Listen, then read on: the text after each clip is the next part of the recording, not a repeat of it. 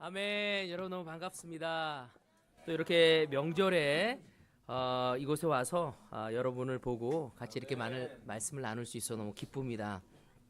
오늘 특별히 우리 민진기 자매의 그 성찬을 들으면서 벌써 19년이나 되었구나라는 생각에서 함께 캠퍼스에 활보하면서 돌아다니면서 신촌과 그 이대 앞을 돌아다니면서 초대했던 그 시간들이 엊그제 같은데 벌써 저는 이렇게 머리가 허해져서 우리 아들과 딸이 이렇게 많이 큰 것을 생각할 때 하나님의 은혜 속에서 참 많은 일이 선물로 주어졌구나라는 생각을 하게 되었습니다. 또 이렇게 19년이 지난 이 시점에 우리 민진기 자매가 예수님에 대한 고백, 그 신실하신 어머니의 그 사랑을 통해서 그 하나님이 우리에 대한 그 마음이 얼마나 신실한지를 다시 그 나누어주는 것을 통해서 예수님이 우리를 얼마나 사랑하셨는지 다 기억할 수 있어서 너무 좋았습니다.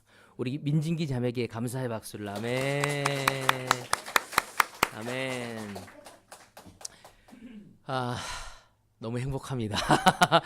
영등포에 와서 이렇게 얼굴들을 보면서 하나님의 말씀을 나눌 수 너무 기쁘고, 또 저희 어머니 아버지가 또 저도 대구에서 생활하고 있기 때문에 자주 올라오지 못하거든요. 그래서 명절 때 이렇게 왔을 때 어머니 아버지와 함께 또 제 아들과 딸 또 형제 자매들과 예배를 드릴 수 있어서 너무 좋습니다.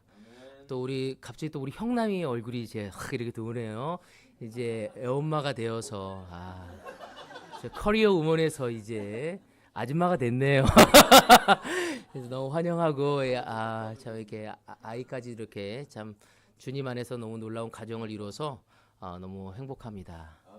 오늘 특별히 영등포 이 교회에 하나님의 은혜가 가득하기를 바라면서 오늘 제가 여러분과 나누고 싶은 말씀은요, 순종과 내 힘이라는 주제를 갖고 나누고 싶습니다. 여러분 2019년을 어떻게 멋있게 시작하셨습니까? 왜 대답이 작으세요? 우렁찬 목소리가 나와야죠. 하나님의 은혜로 사실 우리는 2019년을 얻었습니다. 제가 2019년을 맞이하면서 너무 행복했어요. 왜냐면 2018년 참 너무나 많은 일들이 있었고, 특별히 제가 다리를 다쳐가지고요, 그 형제들하고 그 수련회 가서 운동을 하다 근육 파열이 일어난 거예요. 그래서 한 2달 동안 잘 움직이지 못했다가 지금 이렇게 서서 말씀을 나누고, 제가 또 원하는 곳에 가서 형제자매를 만나고 또 말씀을 나눌 수 있다는 것이 얼마나 큰 기쁨인지 모르겠습니다. 그래서 그런지 몰라도 2019년은 하나님의 은혜로 자비로 시작되었음을 너무 많이 느꼈습니다. 여러분, 우리가 다리 하나가 불편해지면요, 뭘 느끼냐면 이 다리가 얼마나 소중한지를 느끼게 됩니다. 마찬가지로 어떤 사람에게는 2019년이 너무나 얻고 싶었을 거예요. 하지만 얻지 못한 사람이 있습니다. 근데 우리는 2019년을 하나님의 은혜 속에서 얻은 만큼 정말 그분 안에서 행복해하고, 또 여러분의 소망들이 하나하나 이루어지기를 하나님께서 열심히 기도하시리라 저는 믿습니다. 아멘. 여러분, 때로는 한 해를 시작하면서 오늘 이거를 이루어야겠다라고 생각하면서 너무 기대도 차지만 시간이 지나면서 벌써 1월이 지났어요. 그죠? 너무 빨리 지나지 않았습니까? 네. 지나면서 그것이 잘 되어지지 않은 여러분의 모습을 보면 좀 뭘 느낍니까? 에? 그러면 그렇지 하면서 뭐 올해라고 다르겠어 하면서 자신에 대해서 책망을 하면서 낙담하는 경우가 있습니다. 여러분, 그랬다면 다시 한번 힘을 내라고 이야기하고 싶습니다. 아멘. 오늘 제가 순종과 내 힘이라는 주제를 가지고 신명기 2장의 말씀을 가지고 여러분과 함께 나누고 싶습니다. 이 신명기는 여러분도 아시다시피 바로 이스라엘 민족이 약속의 땅에 들어가려고 할 때 바로 모세가 그들에게 한 말씀입니다. 약속의 땅은 그들에게 있어서는 성공이었고 행복이었고 안정이었고 그들이 너무나 얻고 싶은 삶의 희망이었죠. 이제 그 땅에 들어가기 전에, 그곳의 성공을 맛보기 전에 너희들이 어떻게 해야지 그 안에서 행복을 이룰 것인지에 대해 쓴 글이 바로 신명기서입니다. 다시 말해서 어쩌면 신명기는 우리의 행복을 위해서 쓰여진 글이라고 얘기할 수 있죠. 어떻게 너희들이 행복해질 수 있는지. 여러분, 우리가 그러지 않습니까? 결혼할 때 얼마나 기대합니까? 우리 방식 목사님 결혼할 때 기분이 어떠셨죠? 너무 감사했죠. 너무 감사했죠. 수미 씨가 선택해 주셔서. 네? 수미 씨가 어떻게 했다고요? 선택해 너무 감사했잖아요. 우리 모두가 결혼할 때, 우리 학선 형제 결혼할 때 마음이 어땠습니까? 그때 제 그 표정을 기억해요. 어땠어요? 잊어먹었어요? 안 되는데. 에? 어땠습니까? 너무 행복해한 학선이 그 표정이 제가 아직도 기억이 납니다. 그렇지만 우리가 싱글에서 결혼할 때 진짜 너무 행복할 거라고 생각하지만 사실 결혼해서 살아가는 사람들을 보면 때때로 너무 행복하지 않은 모습을 보게 됩니다. 행복을 위해서 걸어갔는데 왜 그곳이 행복하지 않을까? 여러분 때로는 그 행복을 지키기 위해서 우리가 하나님의 방법을 놓을 때 우리의 삶은 행복해질 수 없습니다. 여러분 행복한 곳에 간다 할지라도 그 행복은 잠시 잠깐일 수 있다는 거죠. 우리가 첫 아이를 할 때 얼마나 행복합니까? 이 아이가 정말 내 아이. 저는 우리 아들이 여기 있는데 아들을 하고 늘 하나님께 기도할 때 아들을 높이 들고 기도했어요. 주여 제게 이 놀라운 아들을 주셨습니까? 떨어뜨릴까 봐 좀 조심스러워져 주여 하면서 너무 행복했습니다. 그렇지만 아이를 키우면서 고난과 역경이 있습니다. 물론 행복하죠. 여러분 이렇듯 우리가 행복한 것을 얻는다 할지라도 그것을 주님 안에서 그 방법을 배우지 모를 때 우린 결코 행복할 수 없다는 것입니다. 바로 하나님은 이 모세를 통해서 그들이 약속의 땅에 들어가서 어떤 행복을 가져가야 할지 이 신명기를 통해서 말씀하신 거죠.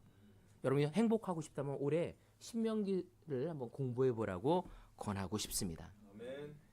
모세는 지금 이 2장 1절에서 15절에 보면요. 이 신명기는 다시 기록한 하나님의 말씀입니다.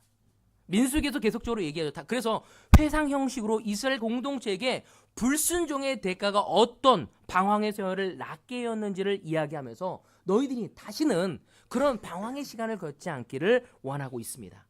가나안 땅에 들어가서만은 너희 조상과 같은 실패와 실수를 거듭하거나 반복해서는 안 된다는 의미에서 이 글을 쓰고 있는 것입니다. 우리 신명기에서 2장 같이 보도록 하겠습니다. 2장 4절에서 5절 다 봤으면 좋겠는데 짧게 보도록 하겠습니다. 4절에서 5절입니다. 또 백성에게 지시하라고 하시면서 말씀하시기를 너희가 세일에 사는 에서의 자손 곧 너희 친족의 땅 경계를 지나갈 때에는 그들이 너희를 두려워할 터이니 매우 조심하여라. 그들의 땅은 한치도 너희에게 주지 않았으니 그들과 다투지 말아라. 세일 사는 내가 에서에게 유산으로 주었다. 그 땅에 들어가는데 에서의 땅은 너에게 허락하지 않았더니 거기와 싸우지 말고 조심스러워하면서 그곳을 지나가라고 얘기하고 있습니다. 신명기 2장 9절도 같이 보도록 하겠습니다. 주님께서 나에게 말씀하시기를 모압을 괴롭히지도 말고 싸움을 걸지도 말아라. 그 땅은 내가 너에게 유산으로 주기로 한 땅이 아니다. 아르 지역은 내가 이미 롯의 자손에게 유산으로 주었기 때문이다. 오늘 모세가 다시 한번 이스라엘 공동체에게 설교 형식을 빌려 기억을 상기시키는 것은 어떤 내용인가요? 다시 말해서 하나님의 에서와 모압 족속과는 다투지도 싸우지도 말라는 말씀을 하고 있습니다. 근데 사실 그 약속의 땅 가나안 땅에서는요. 이 모압과 이 에서 에돔 지역에 사는 사람들이 그들을 굉장히 괴롭힙니다. 그래서 이 족속이 없으면 이스라엘 공동체가 더 편하게 그 땅을 점령해 나갈 수 있었습니다. 그런데 하나님은 무슨 이유인지는 모르겠지만 그들과 싸우지도 말고 다투지도 말라고 이야기합니다. 때론 우리 삶에도 그렇지 않습니까? 우리 삶에도 이것만 없으면 내가 성공할 수 있을 것 같은데 이 문제만 해결되어지면 내가 좀 편안하게 갈 것 같은데 나에게 성공과 희망과 기쁨과 그 많은 것을 주시고자 하는데 왜 이 문제가 나를 계속 따라다니나? 그래서 이 말씀은 저에게 더 많이 들어왔습니다. 여러분 신명기에 봐서도 이런 말씀이 있습니다. 종이 밭에 나가서 가라지를 발견했었을 때 주인께서 그 가라지를 뽑을까요 했더니 뭐라고 합니까? 그냥 두어라고 얘기합니다. 추수 때 골라서 뽑으면 된다고 괜히 뽑다가 알고까지 다칠 거라고 답변하십니다. 여러분 어떤 경우에는 하나님께서는 모든 것을 다 멸절하라고 합니다. 그런데 어떤 경우에는 또 건들지도 말라고 합니다. 굉장히 헷갈리지 않습니까? 오늘 이 말씀이 어떤 의미인지 우리는 좀 생각해보고 우리에게 주시고자 하는 게 무엇인지를 찾아낼 수 있어야 합니다. 민수기 24장도 같이 볼까요? 민수기 24장. 민수기 24장. 왜 에돔과 모압은 그냥 두라고 하셨는지. 민수기 24장 18절 19절. 그는 에돔을 차지할 것이다. 대적 세일도 그의 차지가 될 것이다. 이렇게 이스라엘이 힘을 떨칠 것이다. 야곱에게서 통치자가 나와서 그 성읍에 살아남은 자들을 죽일 것이다. 여기 보면 모압과 에돔이 등장합니다. 그렇지만 결국은 다 멸절될 거라고 이야기하고 있죠. 자, 그것은 마지막 날이라고 얘기하고 있습니다. 내가 싸울 거라고, 내가 해치울 거라고 이야기하고 있는 거죠. 너희들이 해야 할 일이 아니라고 이야기하고 있습니다. 그래서 너희는 건들지 말라고 이야기하신 거였죠. 어쩌면 우리의 삶의 문제들이 때로는 내가 해결하려고 할 때 오히려 그걸 해결하려다가 우리의 마음이 변질되어지고 잘못된 것에 초점이 맞춰질 때가 있습니다. 그 문제가 있다는 거 내가 알고 있지만 그것은 내가 해결할 것이라고. 너희는 지금 내가 하라는 것을 초점을 맞추라고 이야기하고 계시는 것입니다. 다시 신명기 2장으로 가서 왜 하나님이 모압과 에서를 향하여 두라고 하셨을까? 그 이유는 첫 번째가 뭐냐면 우리의 영적 훈련을 위해서라는 거죠. 그들을 통해서 우리를 훈련시키기 위한 것이었습니다.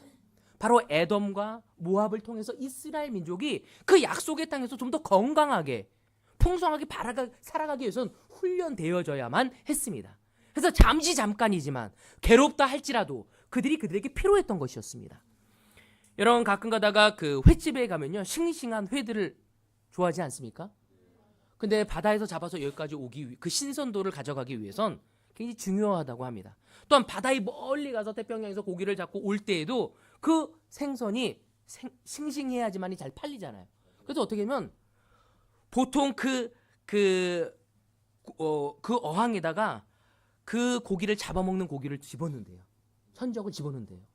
그래서 몇 마리가 잡혀 먹는다 할지라도 그 한 마리가 거기 있는 모든 사람을 생동하 피해 다니면서 아주 싱싱하게 만든다고 합니다. 살기 위해서죠. 여러분 마찬가지로 하나님이 우리가 약속의 땅에서 퍼지지 않길 원합니다. 우리가 행복해지길 원하죠. 2019년 우리가 성공하기 위해서 때로는 지금 우리에게 눈에 보이지는 문제가 우리를 위한 것이라고 우리는 한번 생각해 볼 수 있습니다. 여러분 바울을 한번 생각해 보십시오. 바울이 3번이나 뭘 위해서 기도하죠? 자기의 병에 가시 같은 병이 없어달라고 기도하지만 하나님이 뭐라고 하냐 그에게 은혜가 충분하다고 이야기합니다. 여러분 재밌는 건 사람은요 한 문제가 해결되면 또 다른 문제가 또 기다립니다. 그렇지 않습니까? 여러분 대학 들어가려고 얼마나 애썼습니까? 그죠? 그 대학만 들어가면 지금 우리 아들도 대학만 들어가면 다 될 것 같은 희망이 갖고 있는데 대학 들어가면 다 해결됩니까? 아니지 않습니까? 대학 들어가면요 거기서 학점 좋게 만들려고도 노력합니다. 그것만입니까? 또 취업하려고. 자, 아직도 재호기하고 같이 기도했던 시간이 기억이 나요. 연대에서 다 취업하는데 자기는 다 취업이 안 됐다고 이거 어떻게 해야 하냐고. 기억납니까? 그리고 나중에 취업이 됐어.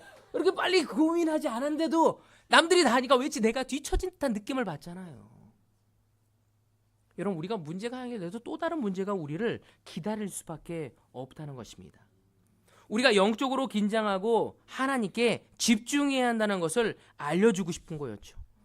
바로 영적 긴장감을 가지고 그 문제를 통해서 바로 이스라엘에게서는 에서와 모압을 그대로 두는 것을 허용하신 것을 통해서 그들이 배워야 할 것을 배우고 하나님에게 더 집중하기로 약속의 땅에서 눈의 화려함에 그들의 마음이 채워짐이 아니라 바로 하나님에게 더 집중되어지기를 원하고 있습니다. 여러분 이 2월 2019년을 시작하면서 여러분 혹시 문제에 초점이 되어져 있습니까?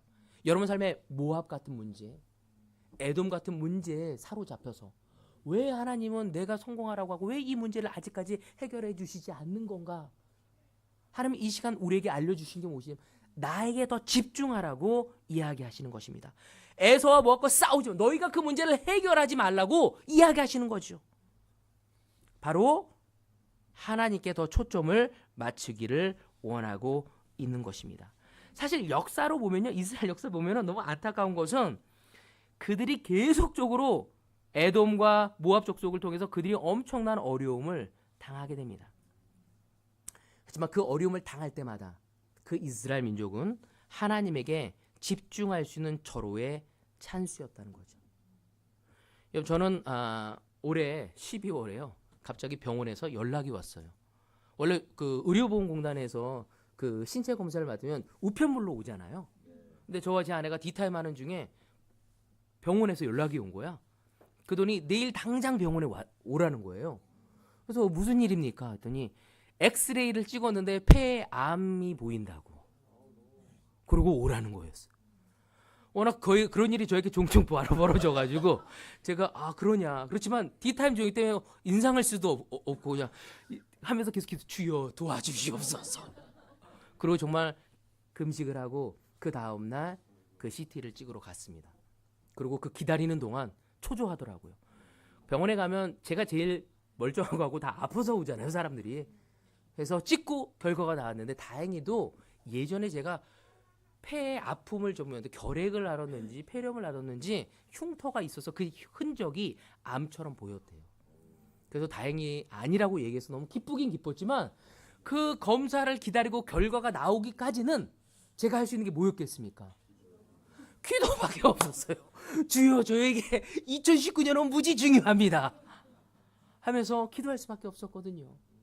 여러분 우리의 문제를 통해서 우리가 할 수 있는 건 하나님께 더 갈 수밖에 없다는 것입니다. 여러분 인간은 영적으로 게으름을 가질 수밖에 없는 존재입니다. 조금만 좋아지면 이기적으로 마치 내가 이룬 것 같고 내가 잘한 것 같고 내가 잘난 것 같고 내가 다 할 수 있는 것 같고. 여러분 많은 사람이 그렇게 하다가 인생 망치는 사람이 한둘이 아닙니다. 우리가 주님께 초점을 맞출 때 우리는 겸손해질 수 있고 배워갈 수 있습니다. 저는 지금 고등학교 2학년, 중학교 3학년 아이를 키우는데 그 아이를 키우기 위해서 겸손해야 돼요. 왜? 중학교 3학년 여자아이를 고등학교 2학년 남자아이를 키우는 건 제 인생이 처음이거든요. 그 갓난 아이였을 때 주여 이 주셔서 감사 이때와하고는 차원이 다르요. 대화하거나 문제가 차원이 달라지는 거예요. 근데 마치 내가 아이를 지금까지 18년 동안 키웠다고 해서 지금 그 아이가 예전의 아이라고 생각하면 착각하는 거죠. 그때 점점 벌어질 수밖에 없습니다. 여러분 우리가 감기라도 좀 걸리면 어떻습니까? 그때 겸손합니다. 하나님 좀 낫게 해주세요. 조금이라도. 뭐래도 좀 아파야지. 우리 삶에 문제가 있을 내가 해결할 수 없었을 때 그때 주여라는 말을 한마디라도 더 할 수 있는 게 우리라는 것입니다. 우리의 금신거리가 있었을 때 우리가 하나님께 갈 수 있는 회로가 더 급진적으로 움직여질 수 있게 됩니다. 하나님이 가끔 우리의 인생에서 피하고 싶고 치우고 싶은 모압 같은 존재들, 항상 떨쳐내리고 싶은 것들이 있지만 그것을 항상 같이 가게 만드신다는 것입니다. 그 피하고 싶은 일들을 통해서 하나님의 놀라운 뜻을 보이시고 또 우리의 보이지 않는 인생을 펼쳐주시는 분이 우리의 주님이십니다. 저는 대구에 내려갔었을 때 제가 이곳에서 얘기했지만 정말 쉽지 않은 마음으로 내려갔어요. 근데 지금은 대구에서 올라오라는 게 쉽지 않죠. 왜? 대구에 대한 꿈과 비전이 생겼기 때문이죠. 대구 교회도 이 교회처럼 작기 때문에 열악합니다. 대한민국의 가장 보수적인 도시 아니겠습니까? 대구의 교회는요 다 장로교밖에 없어요. 성결교도 없고요, 감리교도 안 보입니다. 침례교도 안 보입니다. 근데 그리스도 교회라고 얘기하면요 다 이상하게 볼 수 있어요. 하지만 우리 교회 형제자매들은 이상하게 여기지 않고 열심히 초대하며 나갑니다. 마치 제가 뭘 느끼냐면 일본에서 초대하는 같은 느낌을 받아요. 우리 그 대구에 한 1년 동안 생활한 우리 김동현 형제도 저기 있네요. 믿음이 굳건해져서 왔지요? 아멘. 정말 쉽지가 않아요. 초대하는 뭐 여러 가지가 있어서. 그렇지만 그곳에 꿈과 비전이 있기 때문에 이제는 그곳에서 열악한 환경이지만 하나님의 새로운 비전을 줬기 때문에 그 안에서 훈련하셨기 때문에 저는 큰 행복과 꿈을 가지고 생활하고 있습니다. 신명기 2장 14절 같이 보도록 하겠습니다. 2장 14절 가데스 바데아를 떠나서 세렛 게울을 건너기까지 38년이 지나는 동안에 주님께서 이스라엘 백성에게 맹세하신 대로 그때의 모든 군인들이 진 가운데서 다 죽었다. 여러분 신명기에 보면 뭘 얘기하죠? 광야에 몇 년 동안 있었대요? 38년. 우리가 보통 알기로는 몇 년이죠? 40년이에요. 하지만 사실 율법을 받았던 그 시내 산에서 계산을 하면은 광야 생활이 40년입니다. 그렇지만 중요한 건 뭐냐면 38년 동안 그들이 불순종해. 약속의 땅에서 그 약속의 땅에 가기 전에 그 돌판을 받고 나서 계속 불순종이 이루어진 게 38년이라고 이야기한 것입니다. 근데 너무 재밌는 것 중에 하나가요. 요한복음 5장 한번 같이 볼까요? 요한복음 5장. 그 요한복음 5장에 보면은요. 놀라운 그 베데스다 연못이 나옵니다. 근데 이 베데스다라는 단어는요. 두 가지의 그 헬라어가 합쳐진 거예요.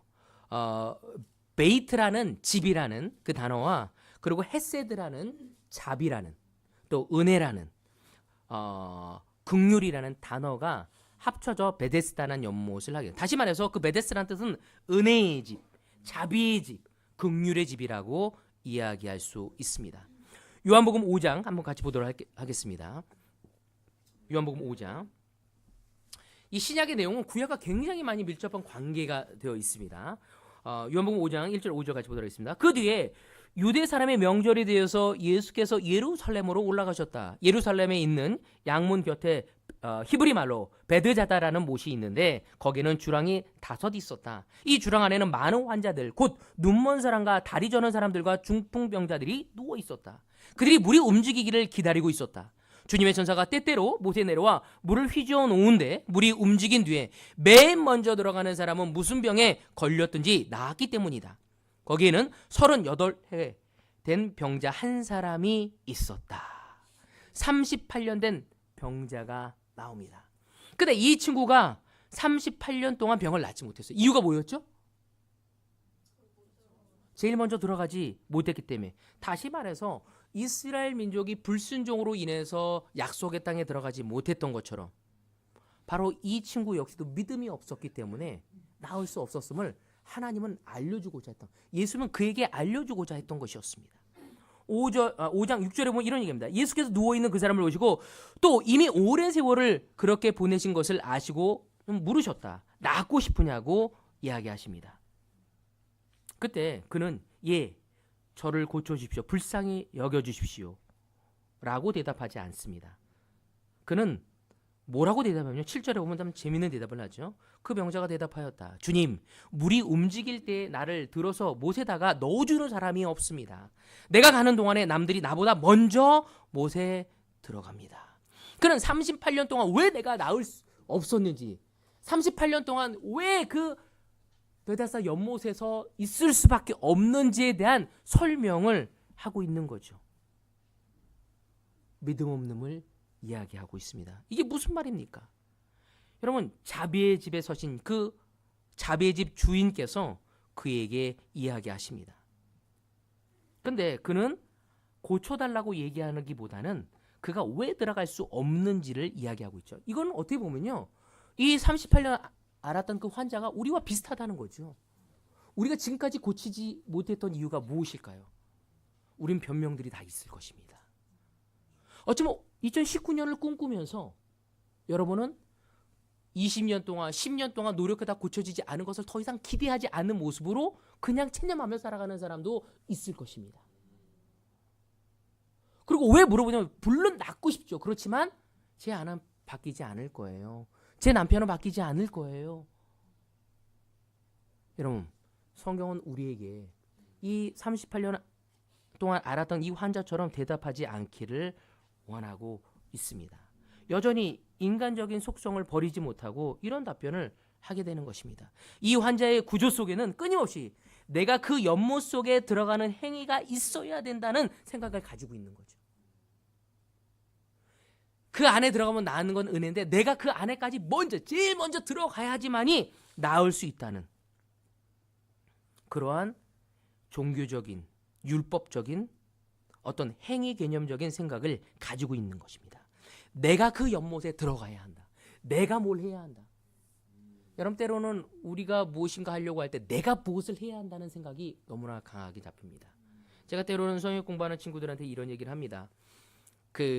저 친구가 술도 먹고 담배도 피고 때로는 세상적인 욕심에 사로잡힌 사람이 교회에 온다고 바뀔 수 있을까? 여러분, 한 가지, 우리는 그가 교회에 온다고 그거를 바꾸고 오잖아요. 안 하려고 하잖아요. 여러분, 그 사람의 믿음이 오래가지 않습니다. 왜? 자기의 의지로 시작했기 때문에.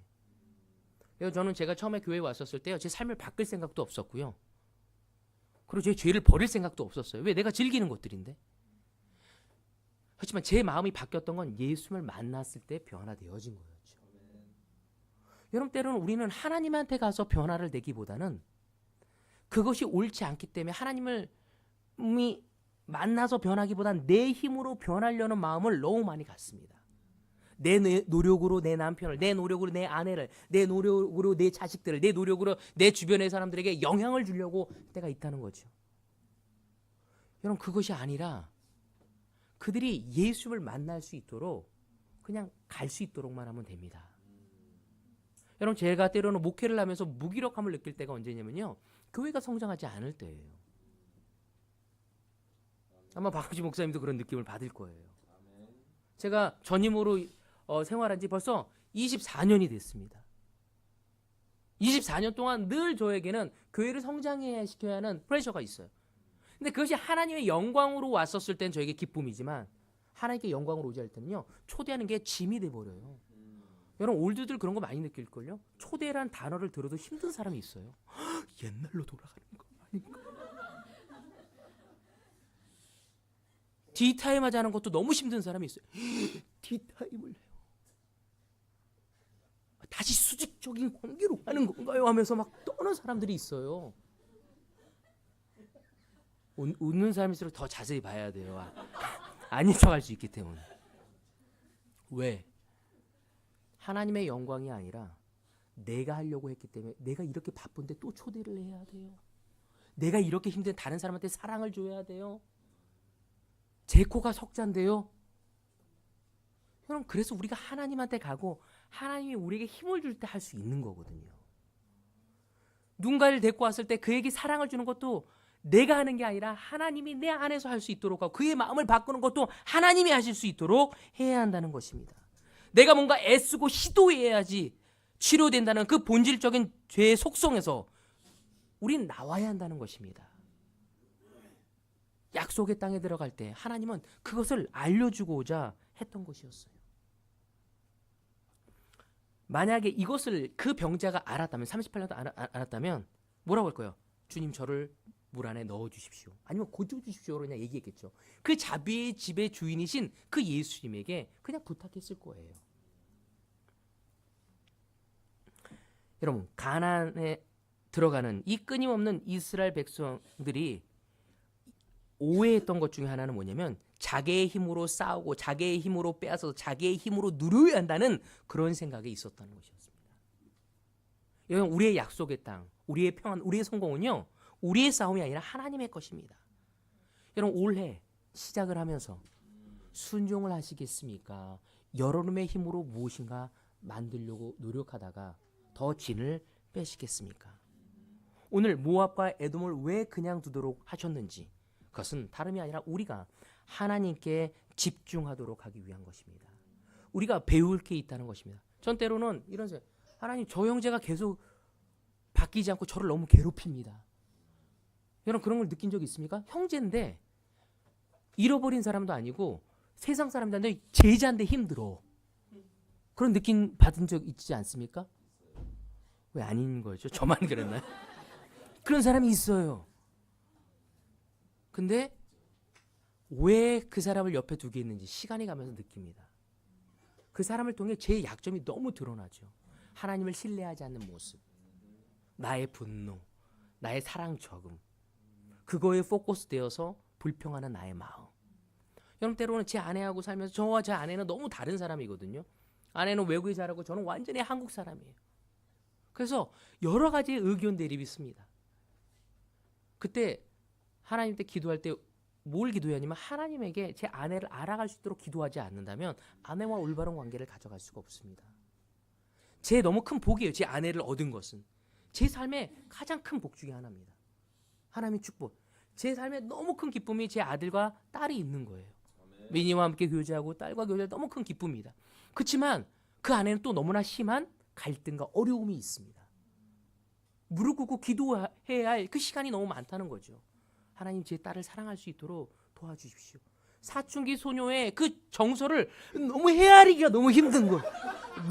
너무 헤아리기가 힘들어. 막 너무 막 기도를 해도 안 되더라고.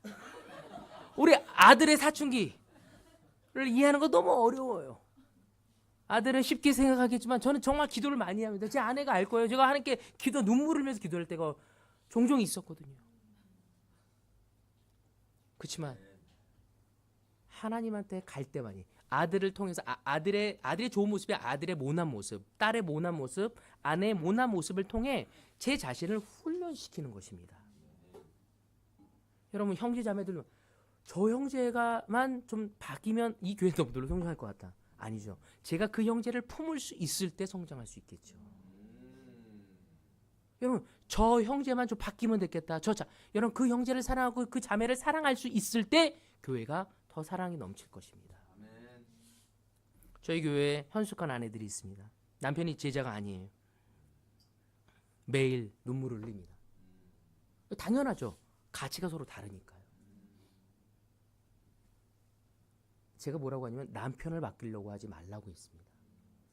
남편이 뭐라고 여러분의 말을 듣고 변하겠습니까? 여러분 생각하세요. 여러분도 남편 말에 안 바뀌잖아요.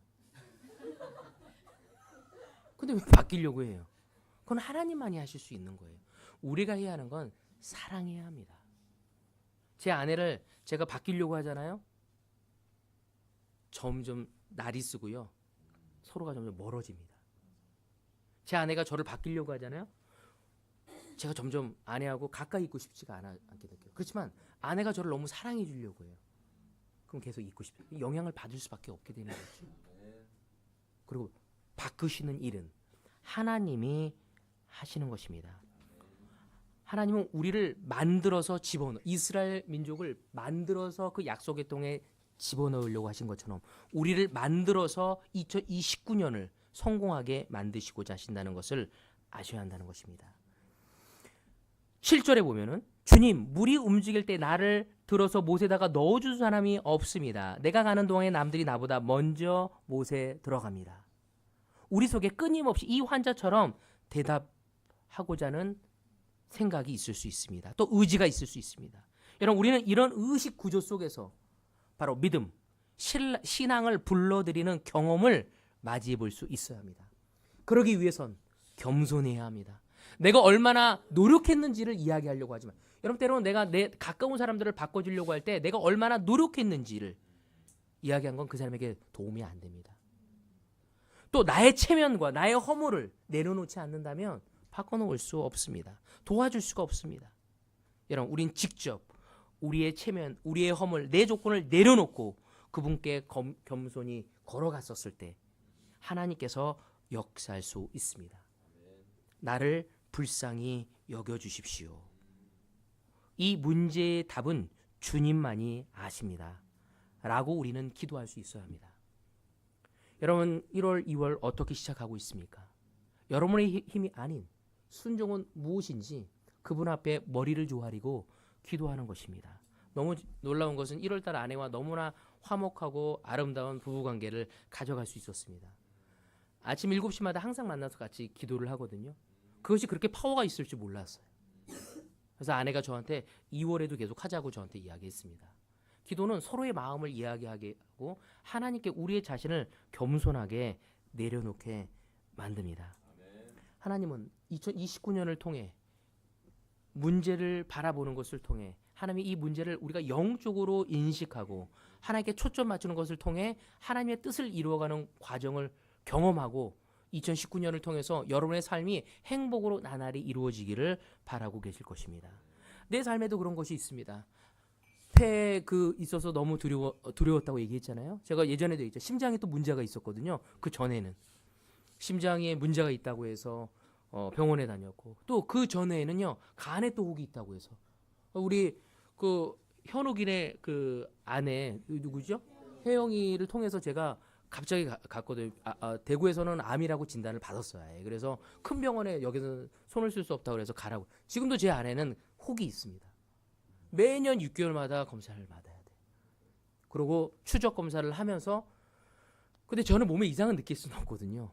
제가 늘 기도하는 건 뭐냐면 하나님께 의지하라고 하시는구나. 내 삶이 앞으로 어떻게 이루어질지는 모르겠지만 그래서 저는 매일매일 하나님께 감사하고 제 사랑하는 아내와 제가 사랑하는 아들과 딸, 형제 자매들과 살아갈 수 있음에 감사합니다. 제가 하나님께 소망하는 게 두 가지가 있습니다. 그게 뭐냐면 2번의 미션팀을 제가 더 가는 거예요. 그래서 이 영남 땅에 2곳의 교회를 더 세우는 것입니다. 여러분도 기도해 주시길 바라겠습니다. 제가 떠나기로 결정한 날은 2025년이에요. 그때 대구교회에 전임이 세워지고 재정적으로도 자립이 되어지고 그리고 제가 다른 곳에 가는 것입니다. 하나님은 제가 가지고 있는 여러 가지의 열악함, 그 모든 것을 사용하셔서 역사하실 것을 저는 믿습니다. 아멘. 2019년 여러분 하나님께 순종해서 승리를 얻을 수 있는 여러분이 되어지길 바라며 말씀을 마치도록 하겠습니다.